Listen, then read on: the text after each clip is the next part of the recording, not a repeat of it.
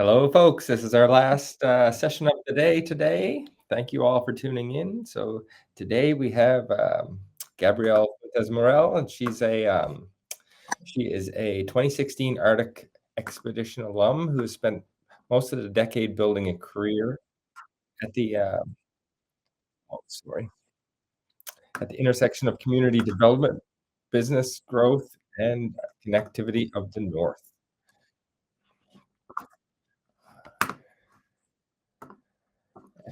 Gabrielle, do you want to take it away? Sounds great. Thanks so much for the intro. Hi, everyone. Like I said, my name's Gabby. I was lucky enough to get to go to Greenland and the Torngat Mountains in 2016. Was there anyone else here who was on 2016? Not sure if I can see the chat, but that's okay. Perfect. Well, with that, like he was saying, I was one of the oldest students on the expedition when I went. I was kind of part student, part chaperone, because I was 24 when I got to go. And yeah, I've been working full-time jobs since then. I was in small business development, economic development for quite a bit. And since 2018, I've been working with Northwest Tel. So in these roles, I was in government relations, but in recent years, I've moved over into people leadership, which means I get to do the recruiting for my team. And I've also been a volunteer on a few scholarship committees. So I'm really happy that I get the chance to talk with you guys today a bit about how do you put yourselves out there best when you're writing your cover letters, because I've seen so many bright, amazing young people. And I know from speaking with them, like, oh my gosh, these people are amazing. And sometimes I think we're able to portray ourselves a bit stronger on the page. So I'm really looking forward to getting to share some of tips and tricks, what our employers looking for, what our scholarship committee's looking for. And I hope some of these tips help you. Because if you guys are students on ICE alumni, I've got no doubt in my mind you guys are cool, you guys are awesome, and you've got a lot of great experiences to share and a lot of huge potential in your future. So with that, what exactly is a cover letter? So cover letters are letters that are written by you, with a little asterisk there, that basically say who you are, and it's a pitch, because chances are you're trying to get a job, or you're trying to win a scholarship, you're pitching a micro grant project or something. And this is the letter that where you're saying, here is who I am, here's my voice. And it also is a chance for you to showcase some of your awesome skills, like your writing skills, your communication. But sometimes also there's a few tricky little things in there, like, are you paying attention to the details, and the such. So yeah, perfect. Thanks so much. Next slide, please. So who might be reading these cover letters? You might have an employer like me. You might be applying for a scholarship. Some of you guys may be an admissions officer for a college or university, might want to see one. Or, if you're applying for like one of the SOI youth micro grants, maybe it's a project funder that you're putting yourself out there for. So out of curiosity, folks can bring in the chat, how many of you have written a cover letter before?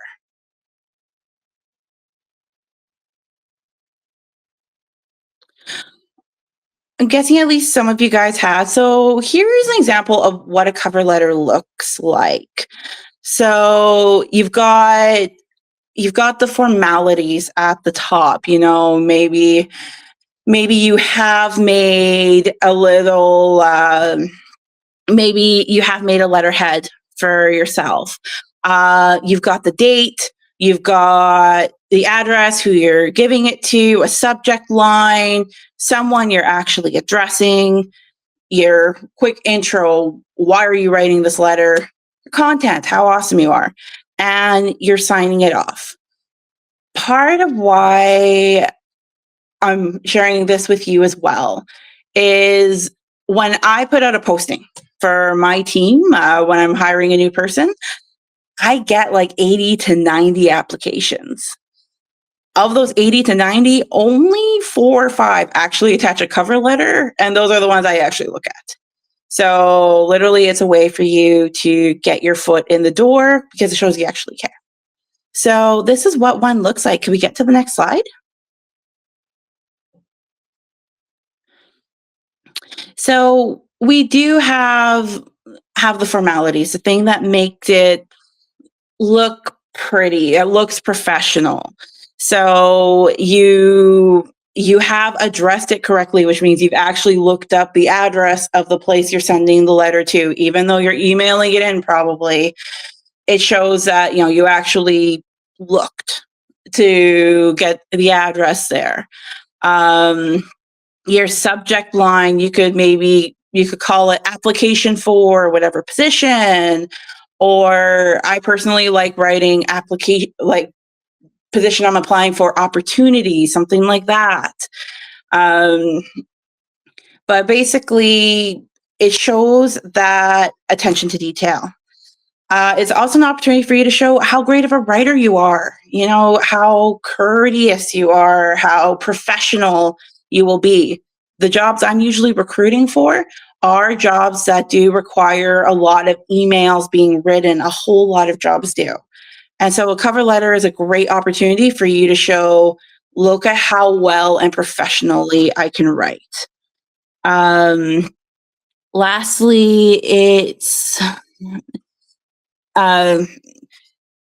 it's showing that you're paying attention. You know, if I read a cover letter and you've put the wrong job name on it, or you know, you've applied for a scholarship but you put the wrong name of the organization you're applying for a scholarship to, you know, like you didn't switch those out. We see those things. And so this is an opportunity for you to show, like, look, I took the time to make something specifically for your position or your scholarship. And I've seen a few places like the Arctic Council right now, they have an opening for an internship. They have specific rules for how they want you to name the file. So are you naming it the right way? Things like that. This is opportunities for you to show you pay attention and you do that. Great, thanks so much. Next slide.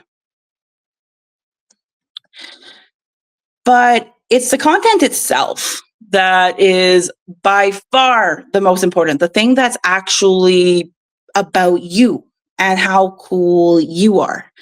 So, you know, you say like, my name is Jeff and I am super cool because I've done all this stuff with students on ice, and I know what I'm doing. And then you actually talk about your specific experiences.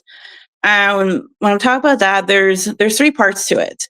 I find with a lot of letters I've read, people are super great at saying what they've done, but it's that next step, that elaboration about what impact did you have and why is it relevant for whatever you're applying to.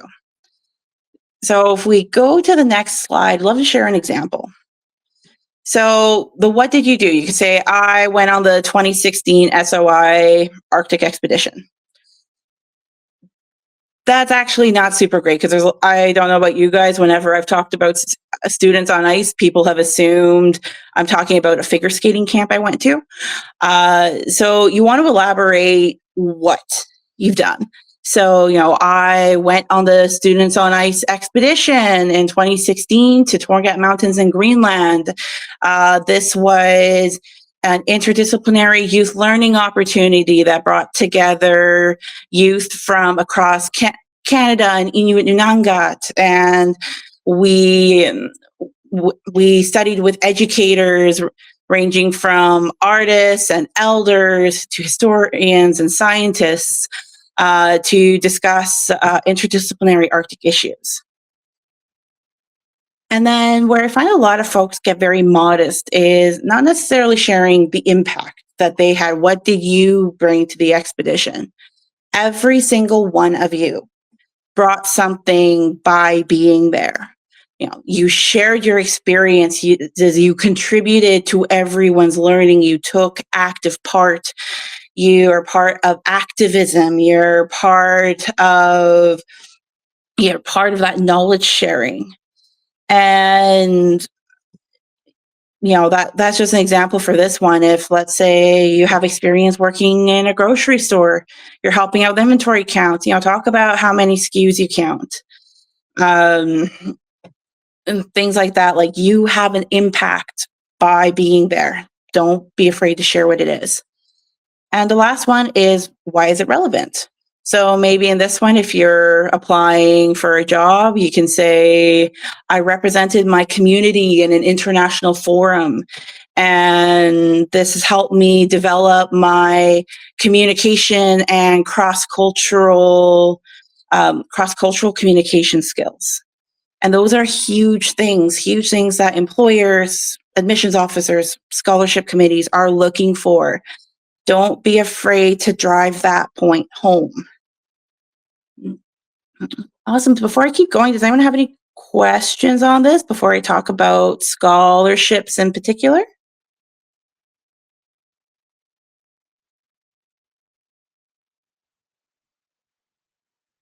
No? Okay.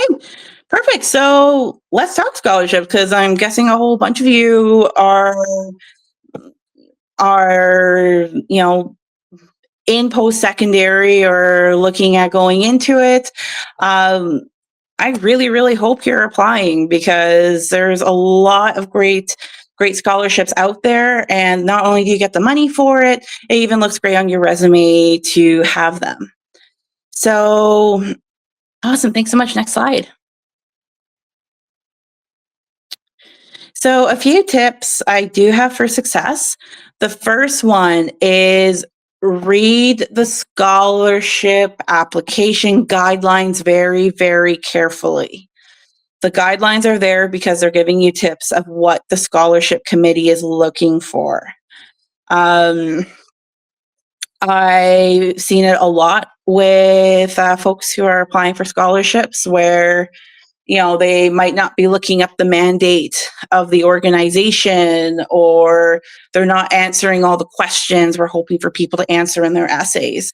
And even if they have a phenomenal resume that has all the stuff, if it's not in the essay, in the case of our scholarship, it wasn't graded.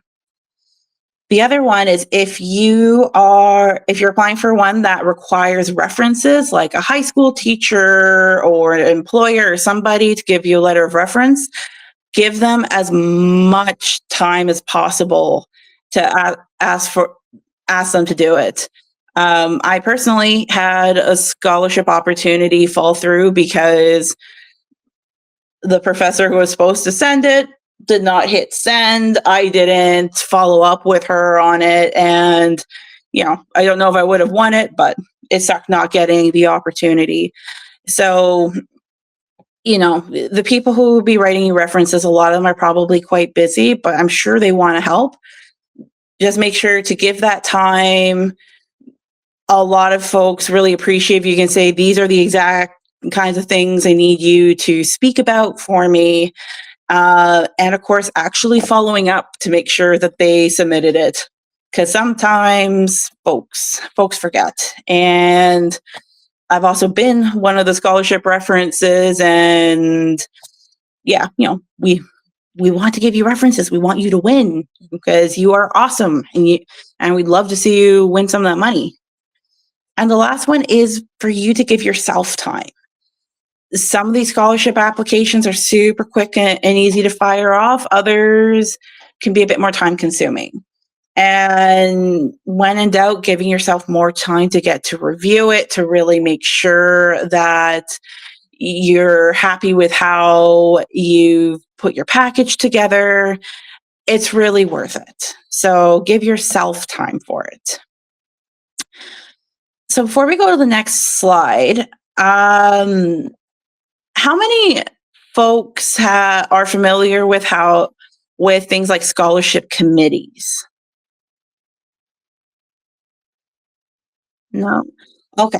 So a lot of organizations that give out scholarships, it's not necessarily one person alone reviewing everything and deciding this person is best or that one is. Usually there's actually a group of people who are reviewing them. And this group, to make sure that they're being standard and uniform, they actually have a rubric, kind of like how one of your high school teachers would have when they're grading assignments. They have a rubric that they use for checking, for comparing the scholarship applications to make sure we're comparing apples and apples as much as possible. Awesome. Next slide, please. So I've made a fake example of one here. Let's say company XYZ is offering the Community Value Scholarship. So this scholarship is open to any youth living in one of the 3 territories, studying business administration, community development, or liberal arts, and they are at a recognized Canadian post-secondary institution in the fall. They want an essay for applicants who are invited to submit a 500 to 1,000 word letter or a 3 to 5 minute long video. We want to hear about you, your family, and your community. Tell us what being a good community member means to you. And share what you're currently doing to contribute to your community.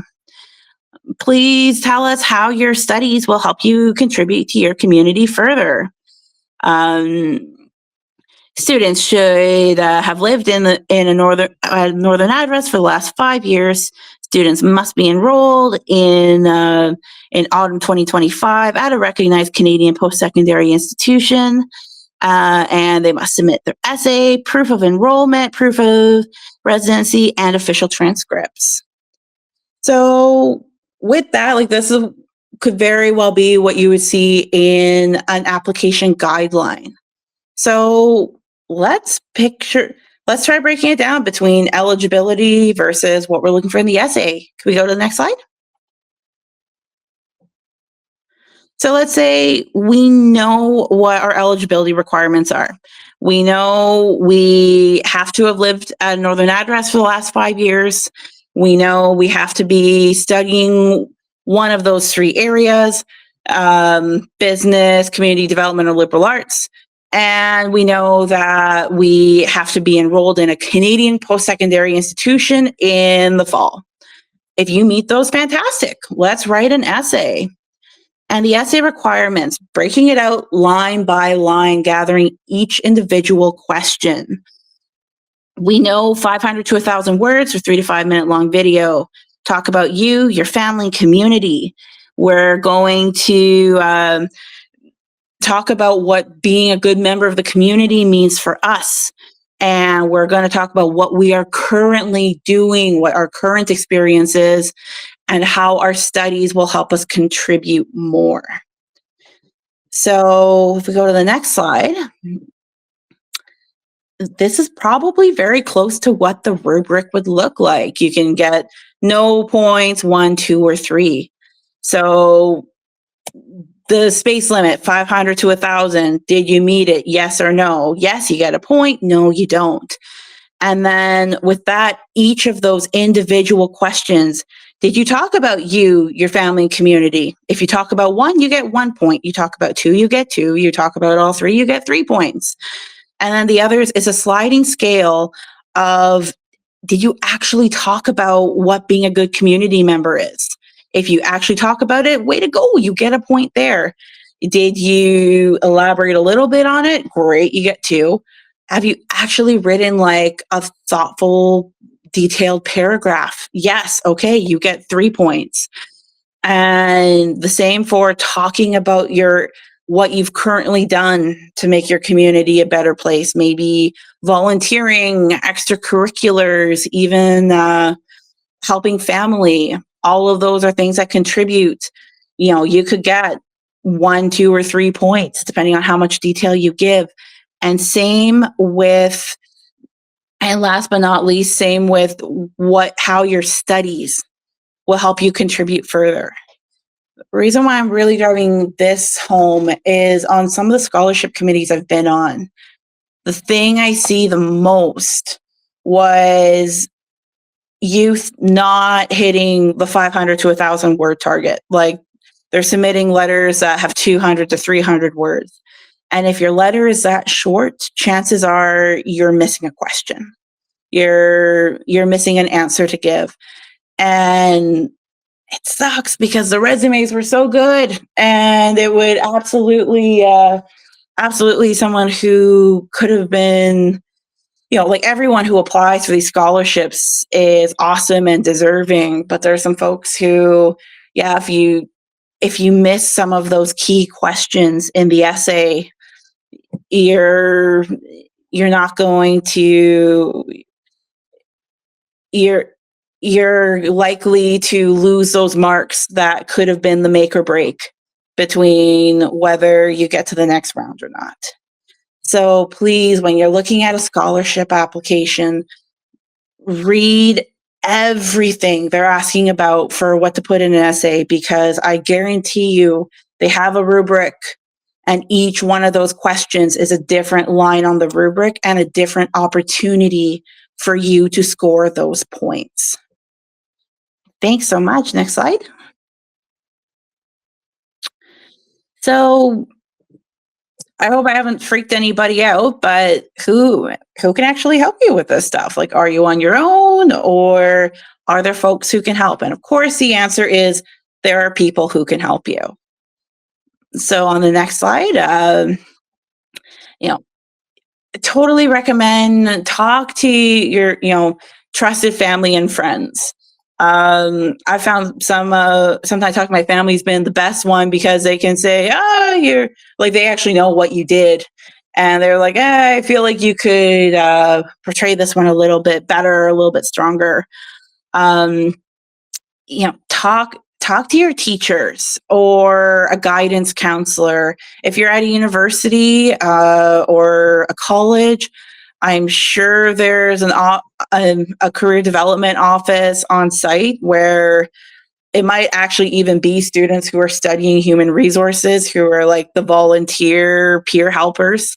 They will have great advice for how to format things, how to pitch yourself. It's really great.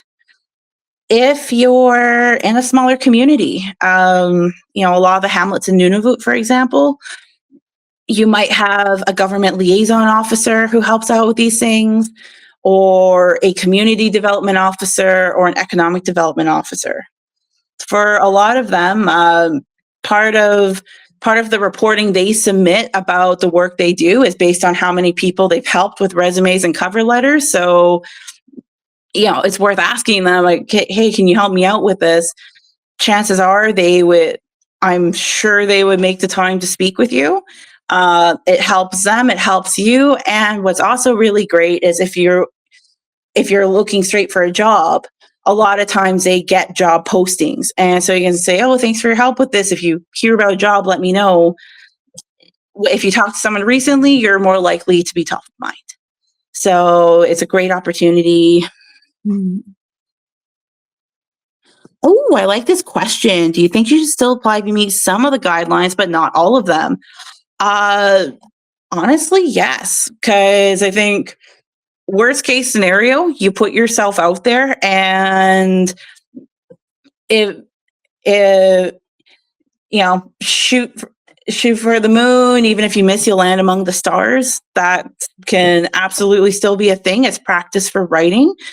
but you also have no idea who else is applying. Sometimes it really is just luck of the draw. In my case, I actually won a scholarship once, where it turns out I was the only person who applied. So, but I have that Scotiabank scholarship in leadership. No one knows that there was only me who went in for it. So it's totally possible if you were the only one, you could be the best fit for it. Um, it's also just great practice to write, to keep it fresh in your mind. So yeah, that's a great question, and it's totally worth it. Actually, my very first job I got in Nunavut, I thought I did not meet all the experience requirements, but I got the role, and I ended up being in Nunavut for 10 years. So, you know, sometimes it's worth taking the risk. Are you finding potential employers and scholarship panels using more AI tools to review applications? Is this making it more challenging for applicants in some ways? Amazing question. And the scholarship panel I'm currently on, as far as I know, we do not use AI for it because we are a more niche scholarship, in that we specifically are for Northern students. And so as a result, there is a much more limited pool of applicants who are applying. So if it was a place where, yeah, you're getting hundreds, thousands of applications, I think you're completely right. They would be using AI. And that's part of why it's so important to read the guidelines. If they have a question that has weird wording, use some of that weird wording, because the AI might actually be looking for, okay, matching and who answers which questions. And the AI would be looking for those keywords. So that would be a great way to be able to be more likely to be seen. It is absolutely crappy. That's the way things are going. But that's a great question, which does actually bring me to the last one of being cautious with this. AI could also be a good resource for you with the cover letters and resumes. Um, I have looked at it before. Like, I said, hey, AI, here's a letter I wrote, make it more professional. And honestly, it did a better job than I did. Absolutely. Um, but there's a few risks with relying on AI for it. Firstly, you are uploading potentially some of your personal experiences to an open software. That's a little spooky. But the other part of it is, if everybody uses AI, your voice becomes less unique, because AI does rely on its learning from different prompts. And so if everyone's like, oh yes, I really like how you did this one, if you put in your letter and it changes it, but it changes everyone else's letter the same way, you may not stand out quite as much as you could. And that's why this is maybe me being aging to the point where new technology is scaring me. But I know that I'm a little skeptical and suspicious with AI, but there is absolutely value to it. And I think you are right. We're going to be seeing more and more AI evaluating some of these scholarship applications in the future. That's a great question. Are there any other ones?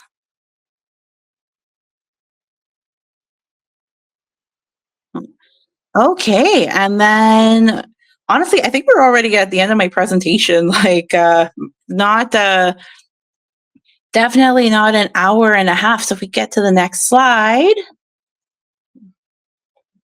I think that's it. Thanks so much for listening, everyone. Are there any other questions, any experiences you want to share or talk about?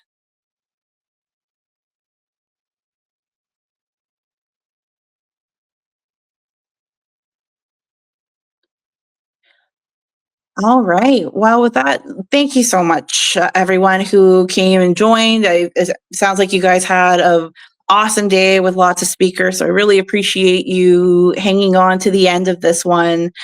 Um, I really hope I see some of you guys. Oh, thanks, Michaela. Yeah, I really hope I see some scholarship and job applications from you guys. Really excited. And yeah, you guys are awesome. Yeah. Mm, that's great to hear, Scott. And yes, I have definitely given people jobs for being the only one who wrote the cover letter. Oh, no, thanks, Hazel. Yeah. Oh, good to see you again, Eric. All right, well, that'll let everyone go. Thank you so much. Have a great day and all the best. Yeah, everyone.